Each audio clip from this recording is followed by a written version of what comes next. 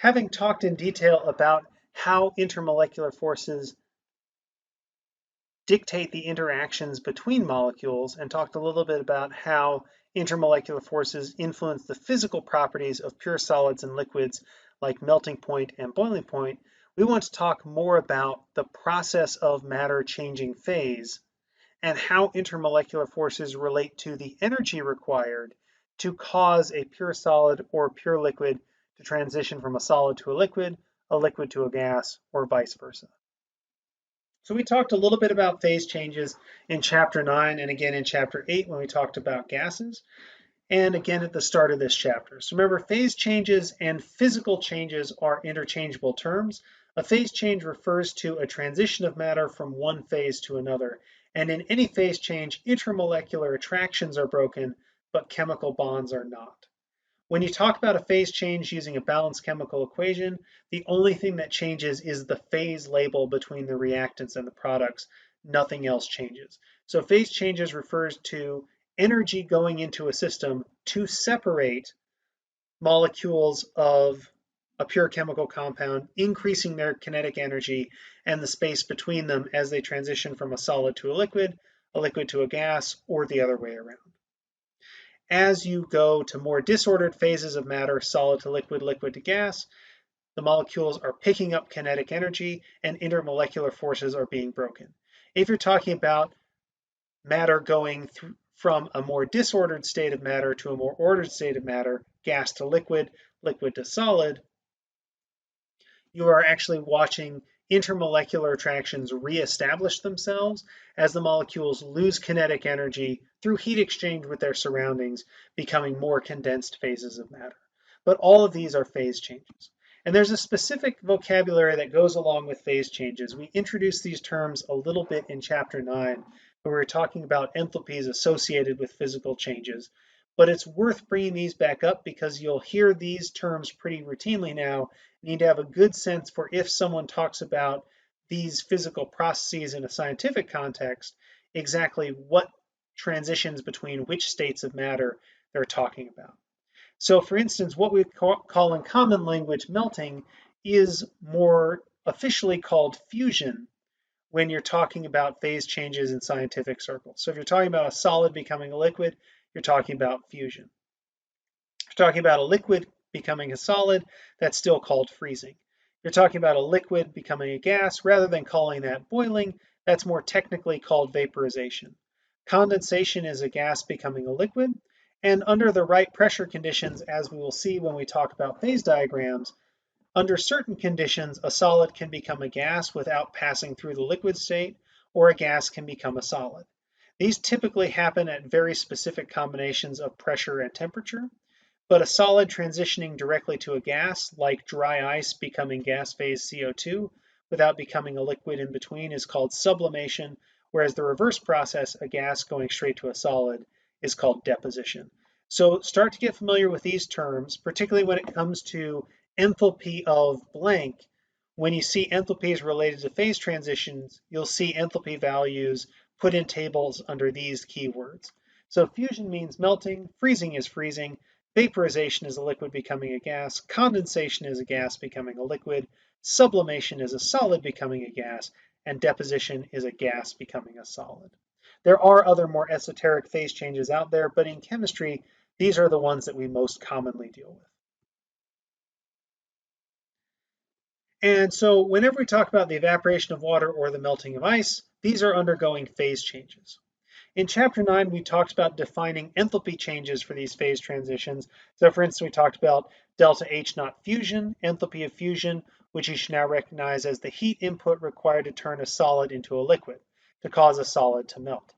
Delta H naught vap, the enthalpy of vaporization, is the heat input required to turn a liquid into a gas, or to actually cause evaporation. These enthalpy values, or the amount of energy you have to put in to actually get melting or evaporation, is a discrete amount of energy that's limited to a certain set of conditions. When you talk about the enthalpy of a phase change, you're not talking about all the heat energy you put in to both raise the temperature of an ice cube and then melt it. You're only talking about the energy that it takes to melt the ice cube. So for instance, if you were to do an experiment where you're trying to melt ice and then turn the subsequent liquid water into water vapor, you could do an experiment in a calorimeter or a similar device where as you add heat, you could watch how the temperature of the sample changes. And if your experiment is engineered well, what you'd see is far below the melting temperature of water ice, you would be putting heat energy into the system and the temperature would be going up. So all that heat energy is going into raising the temperature of the system. But when you got to 0 degrees Celsius, the melting temperature of that ice, you would actually see that the temperature stops rising even though you're putting more heat energy into the system. And you would actually have to put a certain amount of heat energy into the system to melt the ice, even once you'd reach the melting temperature of the ice. And you wouldn't see a further change in the temperature of the system, but you would see the ice melt. Once the ice had fully melted, you would see the temperature of the system start to rise again until you got to the boiling point of the water, which would be 100 degrees at 1 atmosphere of barometric pressure. And what you would see again is that you'd actually have a period where you'd put more heat energy into the system, but the temperature change would stop. Once the water starts to boil, you go through a process where the water is not completely boiled, but you're putting more and more energy into the system and the temperature isn't changing, but more and more water continues to boil. Once all the water had boiled and you put more heat energy in the system, the temperature of the system would continue to rise again. These flat plateaus right here, which represent the amount of heat you actually have to put in to say melt an ice cube once you've reached water's melting temperature, or to boil water once you've reached melting water's boiling point, these correspond to enthalpies of fusion here and enthalpies of vaporization here. The enthalpy of fusion for water is quite a bit smaller than the enthalpy of vaporization for water. But these are what we mean by enthalpy of fusion or enthalpy of vaporization is once you've reached the boiling point or a melting point of a compound, this is the amount of heat energy that you actually have to put into the system to get that phase transition to occur. There's no temperature change associated with it, but it's the heat energy actually associated with the melting process or the actual boiling process where you're boiling the water. Vaporization is a phase change that we're going to take an interest here in for a minute as we talk about how phase transitions actually work. And something may have occurred to you, which we're going to bring up now, and then we're going to give you the tools to deal with that and explain what that means for phase changes. But you probably know that even if water isn't boiling, water can evaporate at room temperature. The water molecules at the surface of a glass of water can still enter the vapor phase, even though the water is at room temperature and it's not actually close to water's boiling point. We know, of course, that if we leave a glass of water out and the temperature is nowhere near 100 degrees Celsius, the water still continues to enter the gas phase. We know that because if we leave the water out on the windowsill over time on a hot day, eventually all the water will evaporate and be gone. So what's the relationship between this kind of slow process of vaporization, evaporation, and that much more rapid vaporization, which is boiling? Well, to talk about what's going on here, we need to introduce a new term and recognize that every pure liquid has what we call a vapor pressure. For a pure liquid that's left out, molecules at the surface of that pure liquid are having their intermolecular attractions to the layers of molecules below that surface liquid broken, and the surface molecules are entering the gas phase. That is the means by which a liquid achieves what's known as a vapor pressure. Vapor pressure formally is the partial pressure exerted by the gas molecules above a liquid, above any liquid sample. And we could see this, even though this is an invisible process, we could see that any liquid, even a high boiling liquid like water, has a vapor pressure because if we leave a sample of liquid out to evaporate, but this time we close the top and we attach a manometer, remember that device for measuring pressure from chapter 8, to the sample, we will see that the water starts to vaporize even at room temperature, and the pressure inside this cup increases, pushing on the mercury in the manometer and indicating that the pressure in this chamber is now higher. Now, depending on the boiling point of the compound and the strength of the intermolecular forces, Lower boiling compounds, lower boiling liquids, will have a higher vapor pressure. Something that is a less polar liquid than water, like methanol, will have a higher vapor pressure than water does. And generally, a higher vapor pressure goes along with a lower boiling point. The higher the vapor pressure, the lower the boiling point, the faster you evaporate at room temperature.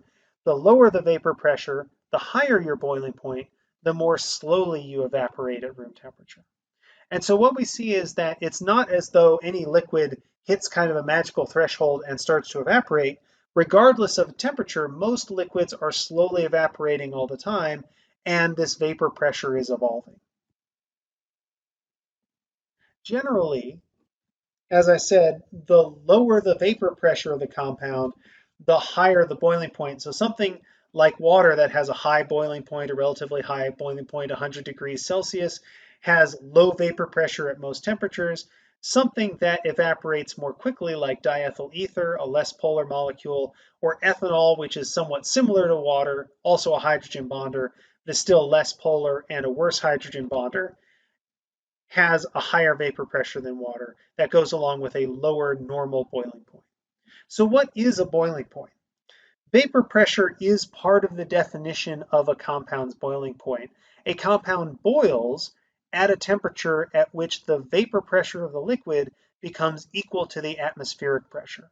So water, ethanol, diethyl ether, octane, any liquid at room temperature, any pure liquid at room temperature, is actually always in the process of evaporating. It has a vapor pressure. But the pure liquid boils when the vapor pressure becomes so high as to equal the external atmospheric pressure, and this occurs at a different temperature for every pure liquid, depending on the strength of its intermolecular forces. For water, the vapor pressure of water becomes equal to 1 atmosphere of pressure at 100 degrees at sea level. For ethanol, the vapor pressure of ethanol becomes equal to 1 atmosphere of pressure at 78.5 degrees Celsius when you're at sea level. And for diethyl ether, you'll get a vapor pressure equal to the surrounding atmospheric pressure around 34.5 degrees Celsius at sea level. And so we refer to this as the normal boiling point.